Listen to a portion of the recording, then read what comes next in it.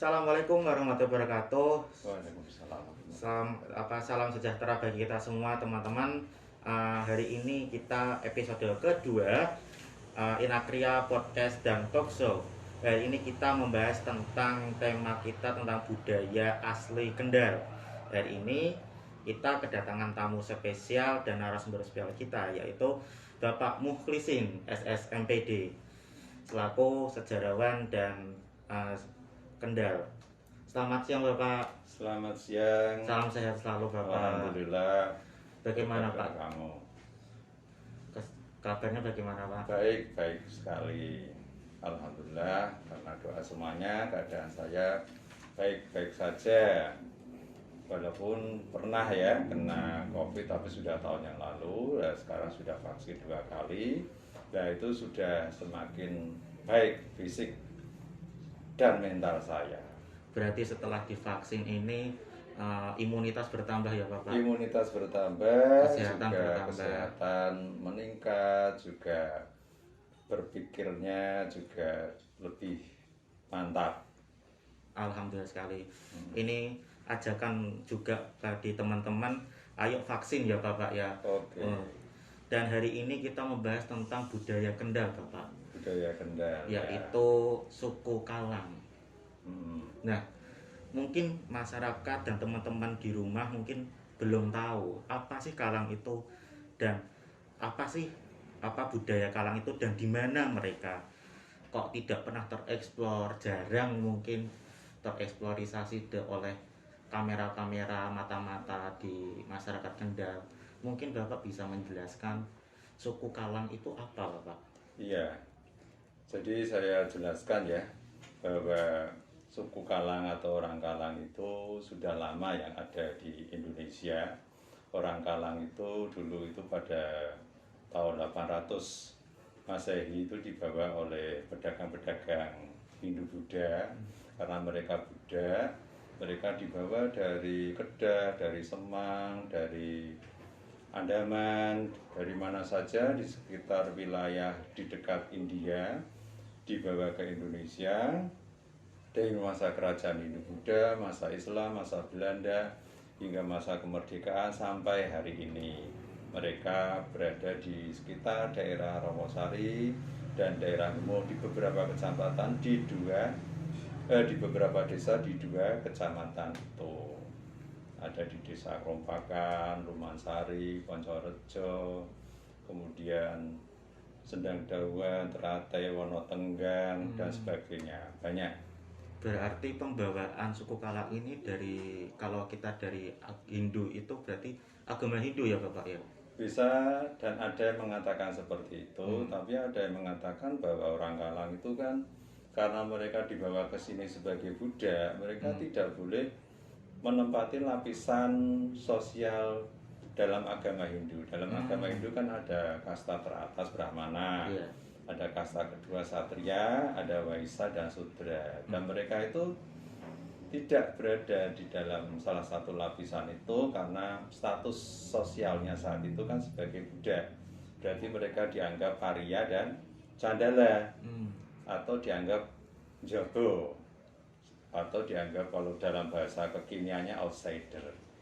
Mereka nggak punya hak dan kewajiban sebagai manusia yang beragama Hindu.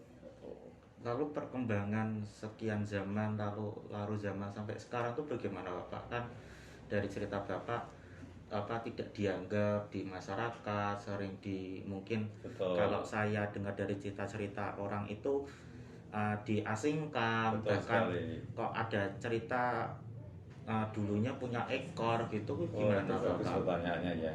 Jadi ada 3 pertanyaan ya dari Iya. Mas Ruli itu. Yang pertama, mereka tidak dianggap karena memang kondisi sosial saat itu kan.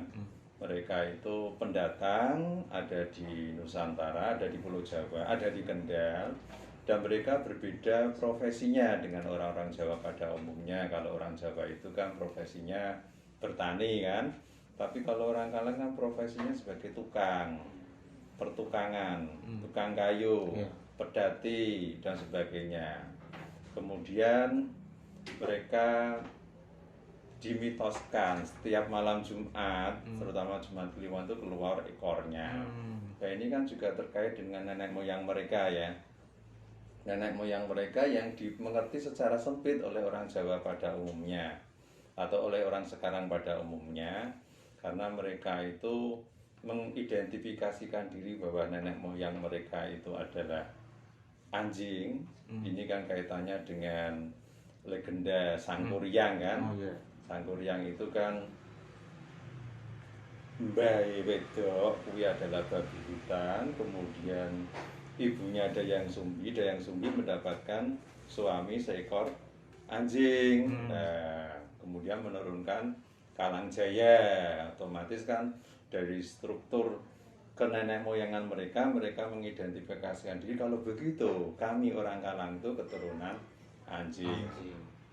Apalagi wong Jawa saat itu menganggap orang Kalang itu keturunan Sunda. Sunda itu panjangan dari asu menek ondo. Anjing waktu ketemu Dayang Sumbi kan dia naik tangga untuk mengembalikan teropong untuk menjahit itu. Kemudian bagaimana mereka menghadapi kehidupan setelah sekian tahun kan, sekian zaman. Tentu saja dinamika ya. Awalnya mereka diremehkan, tapi karena mereka punya prestasi, kemampuan kerja, dan hasil kerjaan yang luar biasa, maka mereka disukai raja. Sultan Mataram ya, ketika tahun 1755 yang membagi Mataram menjadi dua kan, dari Yogyakarta sama Surakarta itu, mereka mendapatkan jatah orang Kalang imbang. Jogja untuk 3.000, Surakarta untuk 3.000. Kemudian orang-orang ini kan di samping dia terampil bekerja, mereka juga taat membayar pajak. Ya ini pajaknya aja di zaman dulu aja sudah dicatat ya. Misalnya Kendal itu ya ono 250 wong Kalang.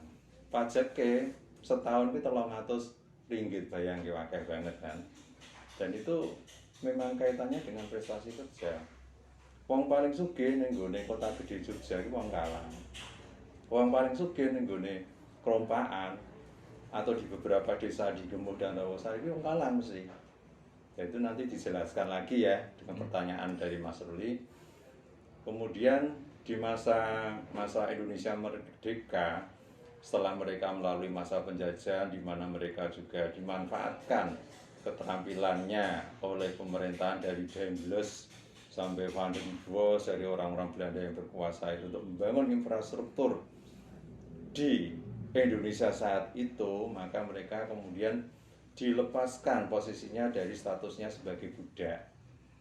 Jadi Belanda sejahatnya seperti itu, tapi dia punya peran penting, jasa hebat dalam mengembalikan status kemanusiaan orang Kalang.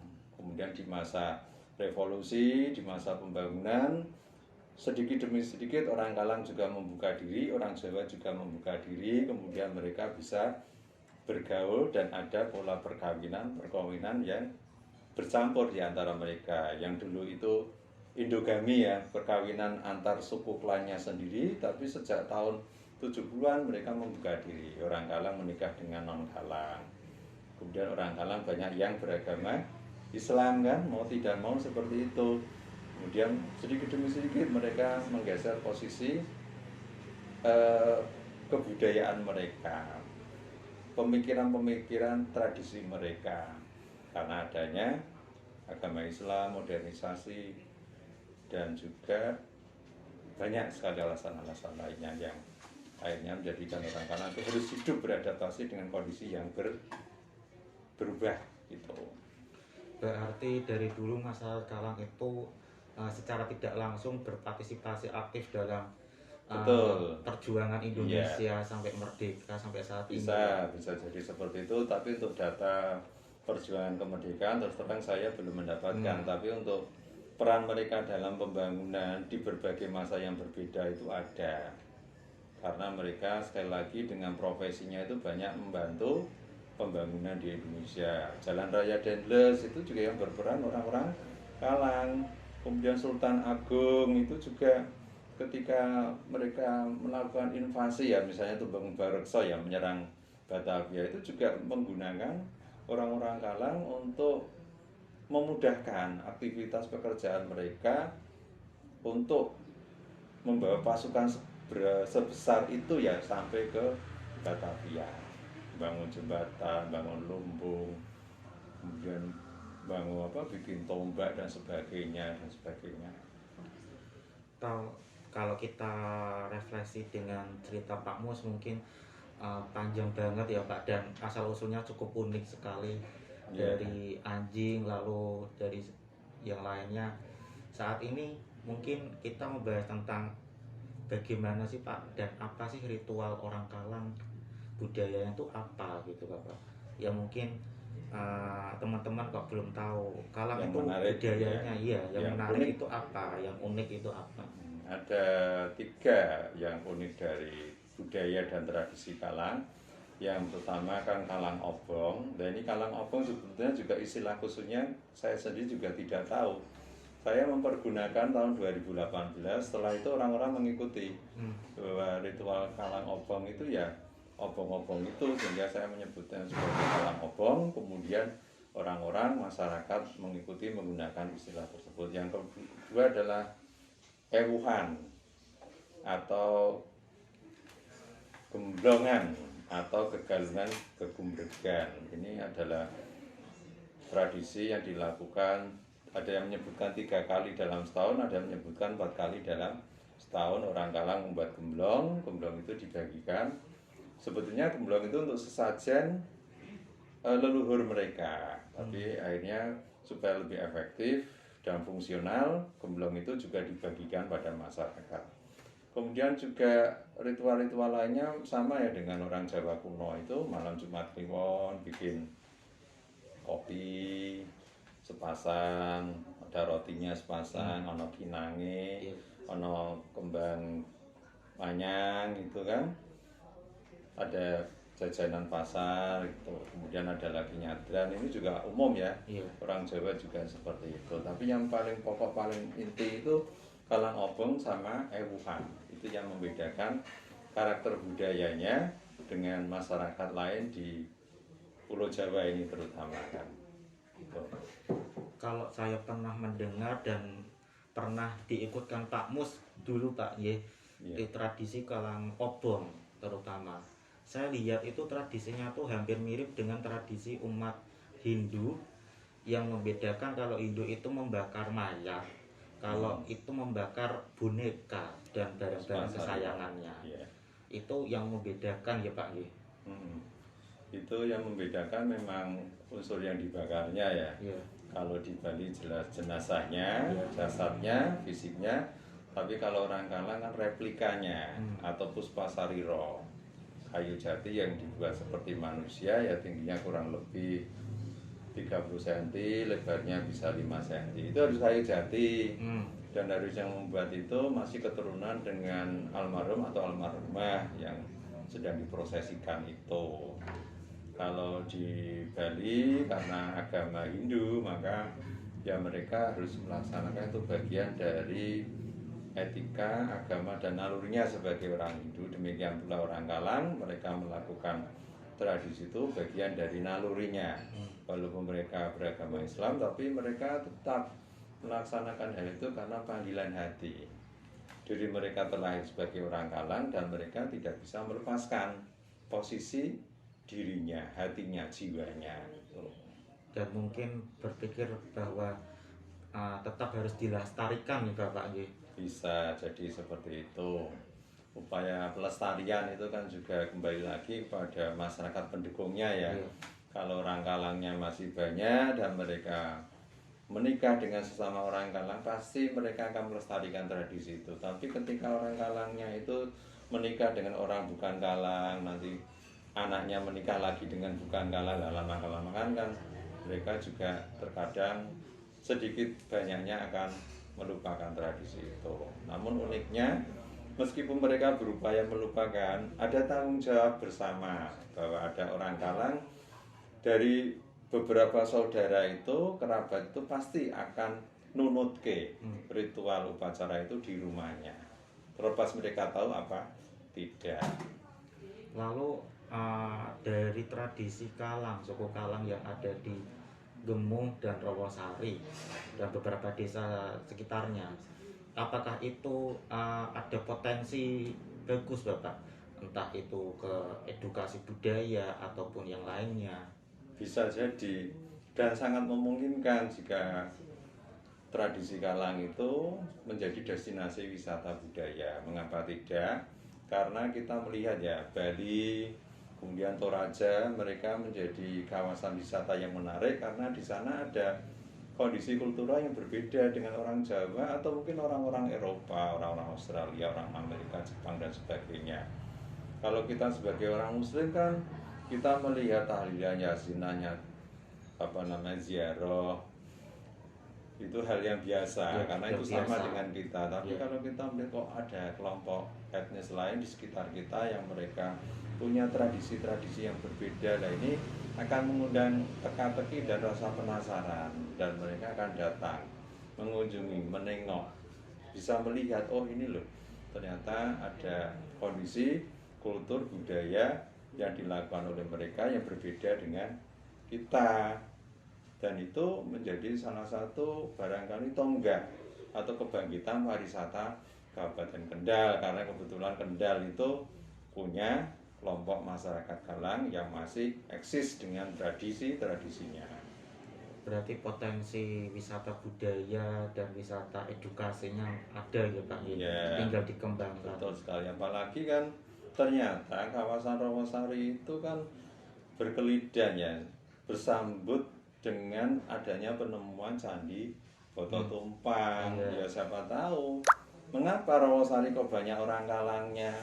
Siapa tahu mereka dulu punya nenek moyang yang tempat tinggalnya adalah berada di sekitar awal muasalnya peradaban di Candi ini. Pulau Jawa bagian utara, yaitu di Rawasari, di Boto Tumpang itu.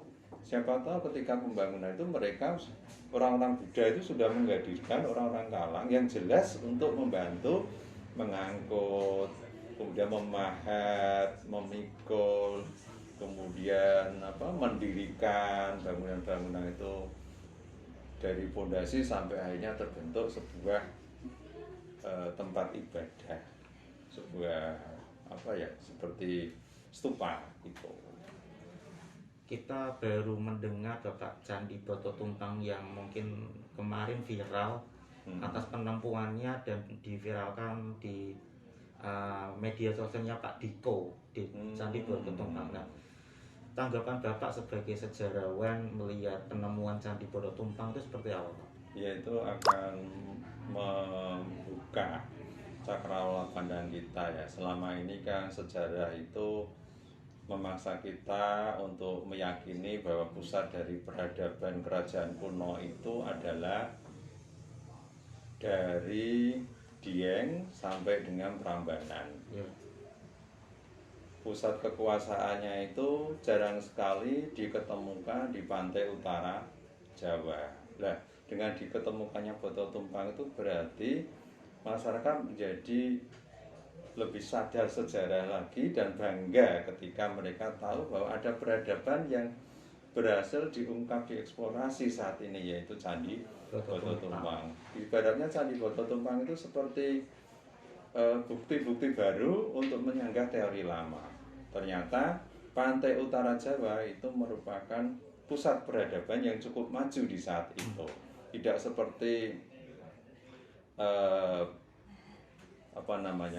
pandangan-pandangan ahli-ahli sebelum ini ya, yang mengatakan bahwa Kendal itu adalah bagian kecil dari peradaban besar. Kendal itu dianggap sekrup cilik dari sebuah pabrik industri kerajaan zaman klasik Hindu-Buddha. Nah, dengan Boto Tumpang ini kita menjadi sejajar, kita punya peradaban, bahwa kita itu mengawali peradaban Buddha di Pulau Jawa gitu. Dan adanya penemuan Candi Boto Tumpang ini malah memberikan efek lebih cinta terhadap Kendal ya Bapak ya. Betul. Lebih cinta terhadap budaya Jawa, sejarah seperti itu. Karena sejarah budaya itu kan pondasi berpikir, merasa, berkehendak daripada manusia-manusia yang menempati kawasan kita ini kan. Dengan sejarah dan budaya maka pijakan akar sejarahnya menjadi kuat, otomatis dia ketika berpikir pun juga memperhatikan masa lalu untuk kepentingan masa kini dan untuk tujuan-tujuan di masa mendatang. Apalagi kalau kita berbicara dengan penemuan candi baru, pasti akan menjadi pusat destinasi baru di Kendal.